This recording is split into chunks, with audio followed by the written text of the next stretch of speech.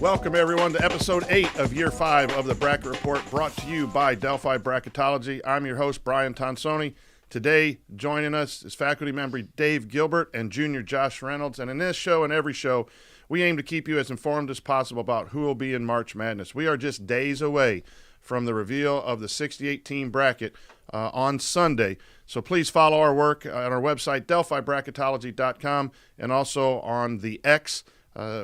Find us at Delphi Brackets. This episode we're recording on Tuesday, March 11th. We have a big meeting tonight, which will finalize our bracket short of a few changing scenarios from the conference tournament. You'll see this video live on March 12th, so we'll have a lot of decisions. Go to our webpage and see what we decided. So what's happening right now, fellas, in the NCAA committee is they're meeting. They're already meeting today. They're going to start voting on teams, putting them in the board, and it's by a vote, which we just place teams, but they actually vote teams in and then vote teams up and down. The seeding, the 1 through 68, will probably start on the top lines Thursday, and then deeply into Friday night and Saturday. They'll seed the teams that they put in, with final selection probably Friday night or Saturday morning with the teams, and then they watch the tournaments, right? And so they'll have some contingency brackets. They'll have, in case the tournaments that happen on Sunday have a result that will change the bracket, they'll have 2 or 3 contingency brackets. So that's what's happening in the NCAA this week. They are already making decisions, and they will have teams in the tournament, first at-large teams, probably by tomorrow afternoon or tomorrow evening. So question for us to start off, Dave, how much do the conference tournament really change the brackets? I don't know that the conference tournament changes the brackets too much. I know we've had in the past, we've kind of relied on the conference tournaments too much. It's only a snapshot of the season. It's only 1 or 2 games. And sometimes there's that recency bias when you are watching the tournament in the moment. But the committee does have the tournament pretty much seeded before the conference tournaments. And so they don't really impact it unless there's a bid thief where a team that wasn't going to make it in the tournament, has a good run and wins their conference tournament. Then you have to take that into account. But for the most part, for those teams that are already in the tournament, the conference tournament doesn't play that big of a role unless you're one of those bubble teams. Yeah, we really try to get everything solidified on our Tuesday night meeting, and then we'll come up with some scenarios. Where are the decisions razor thin? I do think 2 wins or a run to the championship game might make a decision between the 12th team on our seed list and the 13th team on our seed list, which would move a team up and down from a 3 to a 4. But if you're 3 or 4 slots away from a team, I'm not sure the conference tournament really makes you move up 4 or 5 total slots. We saw Illinois last year move up because they won the Big Ten. I think those types of things will happen. But an early loss is not going to drop you down automatically. Combinations of things have to happen. So, Josh, what are you looking at as you get ready tonight for our big meeting? What are you looking at? Is there a criteria that you think makes the difference in these very, very thin margins? Right now I'm mainly looking at quad 1 wins, 1A, quad 1A, stuff like that, because there's teams like Ohio State who are 17-14 and normally wouldn't be in the tournament, but they're 6-11 in quad 1, so they're doing very solid. And the only reason they're in is because we have the next team out is North Carolina, who's 1-11 in quad 1. So, Dave, back to you. What's the most important thing, or maybe some important teams that are really going to make a difference if we have this thing right or wrong, in your opinion? I think we'll talk about it later in the show, I think, but on the 3-4 line, a lot of those teams are close. Even the 8 seed that we'll talk about, and it's kind of a mess down there, and trying to figure out where to place some of these teams that are so close, and like what criteria is the committee going to look at for some of these teams. And if you look at one metric, one of the team A is better. If you look at the other metric, team B. So it's going to be a challenge and difficult to compare some of those teams. One of the things we're trying to do is place them on a bracket in an area, and then go back to what Josh said. You got to win, and where did you win, and how did you win the games? I think ultimately that's what the committee decides. But I think some of the voting, the metrics, and that. So we're trying to place teams in the right spot within 5 or 6 total seed lines, and then we're going to compare one team to the other and make changes. We're going to do that for 4 or 5 hours tonight with some wings and some pizza to try to figure out where they are, and then always are there some outliers. But we already have teams in the tournament. And so I don't think I added last night's winners. I think Troy won last night, and Wofford won. So that was in the Wofford won the SoCon, and then Sunbelt was Troy. But there are some other games that were won. The Ohio Valley SIUE is going to be a 16th seed. The Summit Omaha is also going to be a 16th seed. They're in. Lipscomb from the ASUN Conference, probably a 14 or 15. High Point has gotten in. That's the Big South Conference. They're going to be a 13 or a 14.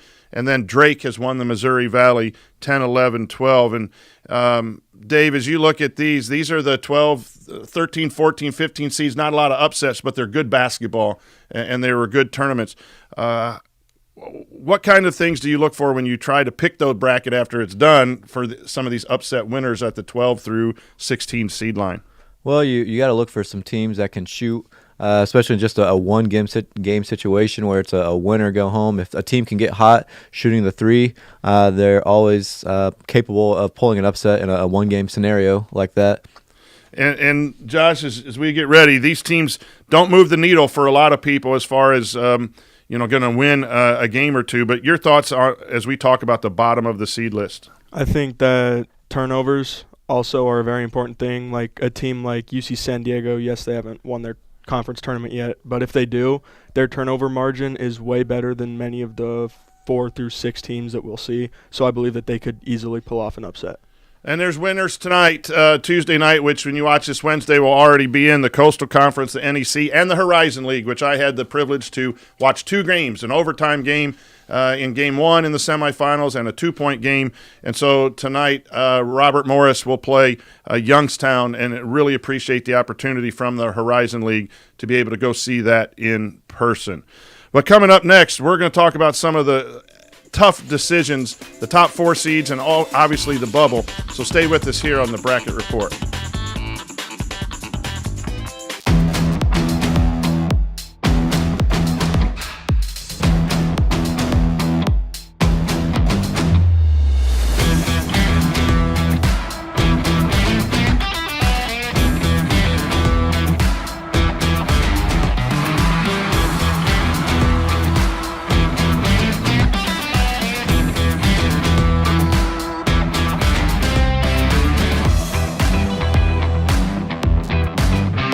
Hey there, my name is Jake Query. And I'm Derek Schultz. And we are part of, actually, the entirety of, at least from an on-air standpoint, Query and Schultz on the ISC Sports Network. It's appropriately named. It's charitably award-winning. And Derek, now we venture into season number 5. Hard to believe. 5 of them. 5 of them. Can you believe it? 2 best buds talking Colts, Pacers, Indiana sports every Tuesday night, 7:30, ISC Sports Network, and on socials as well. It is made possible, of course, by the people who watch and listen every single week. We are most appreciative. We look forward to season number 5. Leaps the man, still on his feet. Stevens lunges. Are you kidding me? Champions of Marion County. Unbelievable. Touchdown. Living up to that last day. Wabash has the lead for the first time today. Said that was going to be a highlight reel. Oh, baby. Yeah, you can celebrate after that. Welcome back to the Bracket Report. I'm Brian Tonsoni alongside Dave Gilbert and Josh Reynolds, and we're interested in seed lines 1 through 16 in our committee, but everyone likes to know who are the top 4 seeds and then who's in and out, so we're going to spend some time talking about that. Our 1 seeds, there are 7 teams probably that are really deserving of a 1 seed. In most years, we have to pick 4, and we're going with Auburn, Duke, Houston, and Florida. And Josh, I'm going to start off with this question. Is there any chance, Auburn's lost 2 in a row, is there any chance that Duke replaces Auburn as the overall number 1 seed? I think for that to happen, Auburn would have to lose their first game, and Duke would have to win the ACC, but I don't even know if Duke would be able to surpass Auburn then because Auburn has so many quad 1 wins. Dave, are we stuck with Auburn as a number 1 seed, do you think? I think so. I think Auburn's going to be the number 1 overall seed. They just have so many quad 1 wins. They have 16. Duke only has 7. Also, Auburn has played the second hardest schedule in the country, and their WAB is 1 overall versus 7 for Duke. I think when you look at 16 quad 1 wins and no losses against 7 for Duke, did they play earlier in the year? I can't remember if I don't think they did. If they played earlier in the year. I'm going to go look, but I think they're pretty much locked in to the tournament this year. Yeah, they did. Duke actually beat Auburn, so 78-74. If it gets tight, that head-to-head might mean the difference. I still think that we're looking at Auburn with those numbers locked in regardless of what happens. Dave, back to you. Florida, Houston, are they solid, and which team might fall out? And then does Alabama, Tennessee, Michigan State move in? I think, Houston's pretty solid. I think Florida is as well. When you're taking a look at maybe Alabama overtaking Florida, both teams are pretty close metrics-wise. But, at some point, losses have to matter, and Alabama has 7 and Florida only has 4. And Florida won at Alabama and at Auburn, so I think that's kind of the difference there. They do look at common opponents, and since the SEC is so tough, I think that could come in play, that last piece of information. I think this is a scenario if Alabama goes to the championship and Florida loses early, that it could make a difference, but we'll have to see. Our 2 seed line then is Alabama, Tennessee, Michigan State, and St. John's. And Josh, St. John's has won the regular season, Big East, convincingly. If they win the tournament, are they locked into the 2? We have a few good teams on that 3 seed line that might be pushing St. John's for the 2 seed line. If they win their tournament, I do believe they will be a 2 no matter what, because, yes, they're 4-4 in quad 1, but in quad 2 they're 10-0, and the quad 2 wins they have are against teams like UConn and just very solid quad 2 teams that many people think would be quad 1 teams.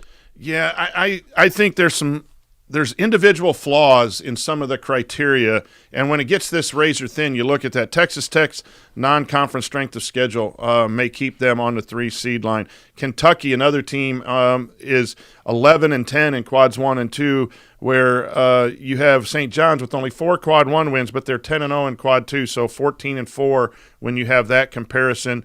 The 8-2 record for St. John's, I'm pretty comfortable with St. John's unless they get knocked off early being there. I think Texas Tech and Kentucky are the only teams. Dave, do you see a change maybe happening there? Not really. Like we've mentioned, comparing Texas Tech to St. John's. St. John's, their WAB is slightly better at 11-13, plus that non-conference strength of schedule. Although St. John's wasn't great at 166, it's way better than Texas Tech at 295.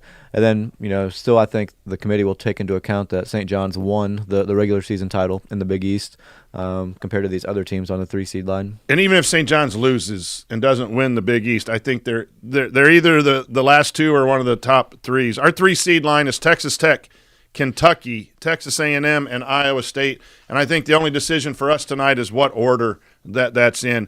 There may be some teams on our 4 seed line that if they advance to the conference tournament, win 2 or 3 games, could add to their number of quad 1 or quad 2 wins enough to maybe see that. That would be a situation where we have Iowa State as the last team in now. If Purdue is the 13th team, if Purdue gets to the championship game, they'll have won 3 games, and then Iowa State loses their first one, you could very well see a flip there. That's the kind of change that I think happens in the conference tournament, not just one game automatically dropping everyone. Let's go to our 4 seed line, Purdue, Oregon, Clemson, Wisconsin. And we have Maryland and Arizona and Michigan on the 5 seed line. I think there are 7 teams for 4 spots, and you could really flip a coin. Josh, compare the 4 and 5 seed line and the tough decisions. This is where we'll have to spend a lot of time tonight. I mean, they're just all so close to each other. And, I mean, Clemson's 4-2 in quad 1, 8-2, quad 2, and they have a loss in quad 3. So I think we're going to have to look more into them. But they have won a lot recently, so we'll see.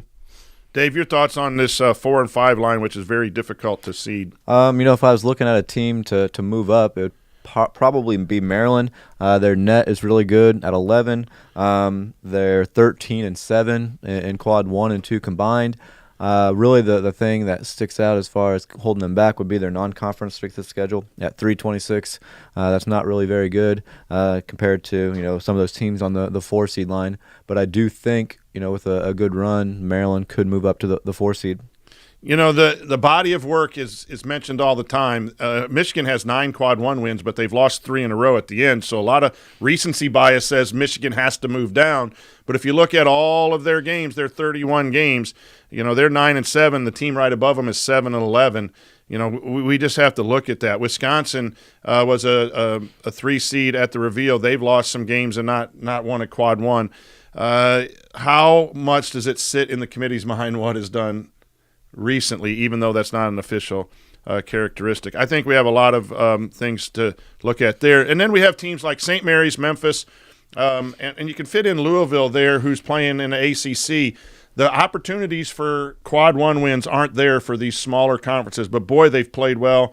They've either got some really big wins in Memphis's case, a conference championship with St. Mary's, and a high and a good net, and then Louisville's just resurrected their program and finished second or third in the ACC. So these are teams that really are going to make or break our bracket where we put them. Josh, your thoughts on any of those 3 teams? I mean, I've preached it here last week and on the podcast, but when you look at 3 of these teams, you also, in my opinion, have to look at St. John's, because St. John's is 4-4 in quad 1, and everybody looks at them so highly because they're 10-0 in quad 2. But you look at St. Mary's, 4-2, 6-2, and we have them as 4 seed, 5 seed. 5 seed. 5 seed. That's very strong.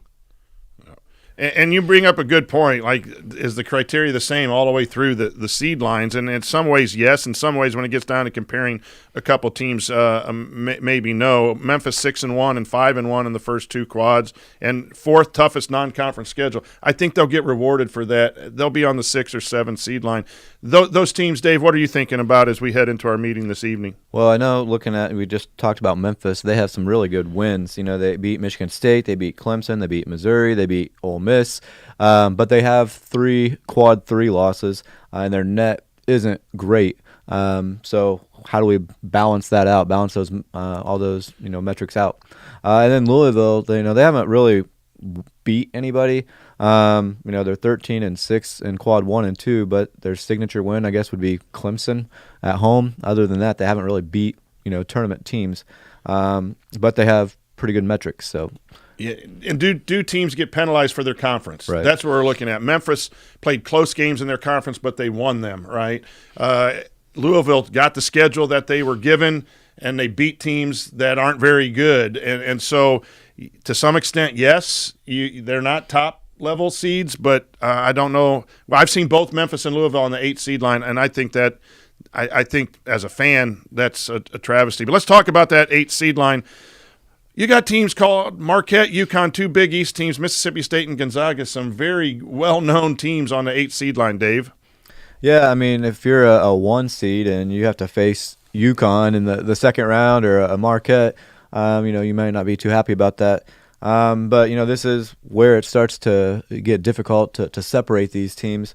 All of these teams, except for, I guess, Connecticut, they all have losing records in quad 1. But, they have winning records on the road. And so, Gonzaga especially, where did we see them? They have a great net at 8, but, metrics-wise, they're much lower in the bracket. Watch them win the tournament game tonight. Beat St. Mary's. And beat St. Mary's and get their 4th quad 1 win. And now we have to move them up to the 7 and drop a Missouri or a BYU and make that decision. I think the kids will be sent home tonight before we get to that level. Josh, let's go to the bubble here. We got a couple minutes. We have 5 teams that I think need to win to make sure they're in. That's Baylor, San Diego State, Indiana, Xavier, and Ohio State. The last 4 of those are in our play-in games. You could switch Baylor, Indiana State, or Indiana and San Diego State into not playing in the bye game. And then you have really some real questionable resumes. North Carolina, Colorado State, Boise State, UC Irvine, Dayton, Texas, as teams we're considering putting in. What are you doing on the bubble? I mean, your Ohio State team is still there. I don't think Ohio State will make it just because of bid thieves. I think Colorado State has a very solid shot to win their conference tournament. And even if they don't, I think if they win 2 or 3 games, they're going to have a much better resume than Ohio State, and they'll be put in anyway. Dave, what are we doing here at the bubble? I know that's a good question. Personally, when I take a look at bubble teams, I take a look at who did you beat and how did you schedule, especially in the non-conference. So I think that's why the teams that we have in there, Baylor, they've beaten St. John's. They beat Kansas. They have a 32 net, which is decent. San Diego State, they have the seventh best non-conference strength of schedule, and they beat Houston. And like Indiana, they won at Michigan State, a 2 seed. They beat Purdue. So when it gets down to these teams on the bubble, I think those are some of the things that kind of separate these teams from those teams that we don't have in. Like North Carolina, they have a decent net, but and they have a really good non-conference strength of schedule, but you have to win some of those games, and they haven't. Remember, the teams that we have in don't take into consideration any upsets in these tournaments. If Memphis doesn't win, they're going to be in. There's some talk that VCU, Drake won, so that eliminated a potential bid thief. So if you have 2 upsets, then the bottom 2 teams, Xavier and Ohio State, should fall out. That's why all of those teams we mentioned, Baylor and those guys, you need to win your first game in the conference, if not winning 2, just to make sure you're not at the bottom of our list or the NCAA's list, either one on that. So lots going to be decided by the committee as they start tonight, really digging into it. Lots going to be decided by us as we eat pizza and wings and try to put together our final bracket. But when we come back, we're going to go through the remaining conference tournaments and give you who we think are going to win. That's coming up next.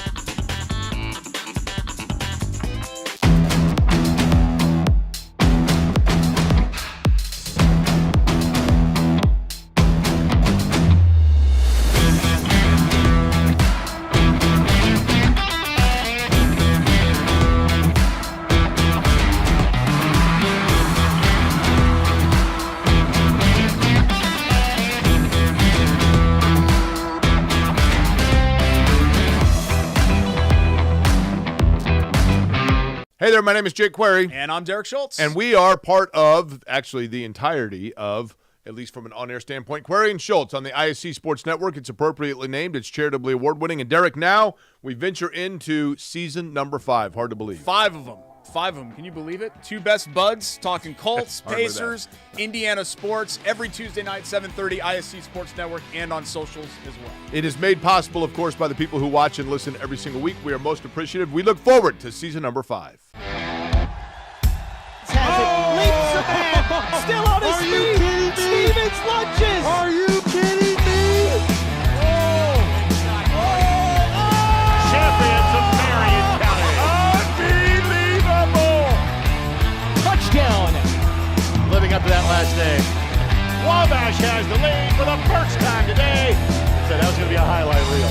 Oh, baby. Yeah, you can celebrate after that. Welcome back to the Bracket Report by Delphi Bracketology. I'm Brian Tonsoni with Josh Reynolds and Dave Gilbert. Conference tournaments are in full swing right now, and some of the major conferences will start up on Tuesday and Wednesday. We're going to go through what you're going to see this week. So, Josh, start us off. With the MEAC, or the MEAC, regular season was a tie between Norfolk State and South Carolina State. An upset we could see is Delaware State. They're a very underrated, solid team, but we do believe that South Carolina State will win. The Metro Atlantic Conference, Quinnipiac won the regular season, the Bobcats. If you're looking for a team to possibly pull an upset, it might be the Marist Foxes, but we're going to go with the regular season champ, Quinnipiac, winning the tournament as well. I am going to start with the SWAC conference, probably a 16 seed to this winter, definitely a 16 seed. The regular season champ was Southern. If you're looking for an upset, Bethune-Cookman. But we think one of the contenders, Jackson State, I think finished second in the league, will pull out the win. Next up, we have the Ivy League. The regular season winner was Yale. We do believe Princeton could pull 1 or 2 upsets, but we do believe that the regular season winner, Yale, will win the conference. Next, we have the Big West Conference. UC San Diego won the conference, a team that's been in consideration for an at-large bid if they happen to lose. If you're looking for an upset, Cal State Northridge, but we think UC San Diego will get in the automatic bid by winning the tournament. Next is the WAC, Western Athletic Conference. Utah Valley won the regular season. Nice ball club out there. Their main competition's from Grand Canyon, but an upset specialist is Cal Baptist. We're going to go with Grand Canyon coming from the second or third seed there to win that conference. Next up, we have Conference USA. Liberty won the regular season. We do believe Louisiana Tech could pull off a few upsets, actually. And we have Middle Tennessee winning. Next conference, we have the Mid-American and the MAC. Akron was the regular season champ. But if you're looking for an upset, Ohio is the only team that beat Akron during the season. But we're going to stick with the Zips and think Akron wins the tournament as well.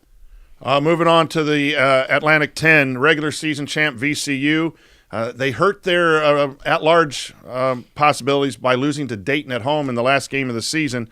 A team outside the top four that could pull an upset is St. Louis. But we do believe VCU will find a way to win and make the tournament. Next up, we have the ACC. Obviously, Duke was the winners in the regular season.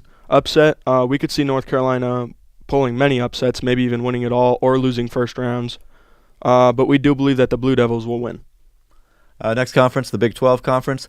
Houston was the regular season winner and one of our number one seeds. If you're looking for an upset team, Baylor's a team on the bubble that needs some wins. They could beat some people. We're going to go with Texas Tech as the winner. They won at Houston during the regular season, so they have beaten Houston this year. Texas Tech, a couple of their losses happened when they had some injuries too. I know the second Houston game they had a key player out. Watch for Texas Tech. That'll be part of our discussion on that 2-3 seed line for them. Let's go to the Big East, a Power 5 conference in basketball. St. John's, Rick Pitino, what can you say? I'm looking forward to a St. John's versus UConn in the Garden championship. I think those are two of your better teams. The team to watch for upsets is Xavier. They play Marquette first. They need a win to get in. If they can beat Marquette, they're likely in until their bid gets stolen. But then they go up against St. John's. If they get 2 wins, I think Xavier is definitely in. Well, we're picking UConn in an upset in the Garden with 2 crazy fan bases screaming and yelling at each other. Finally, for me, we have the American. Regular season, Memphis won by a mile. Upsets, we could actually see FAU winning multiple games. But we do believe that North Texas will pull off the upset. Last for me, we have the Big Ten.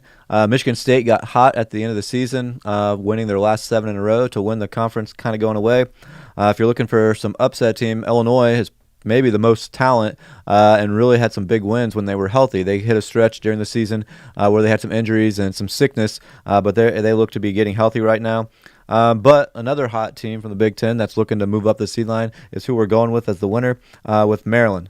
They might have the best starting 5 in the conference overall. They're not very deep, though, so the only concern there is playing 3 games in 3 days to win. Are your Boilers going to be able to win a couple and get back to the championship, you think? I don't know. They are inconsistent these last few games. They're still a good squad.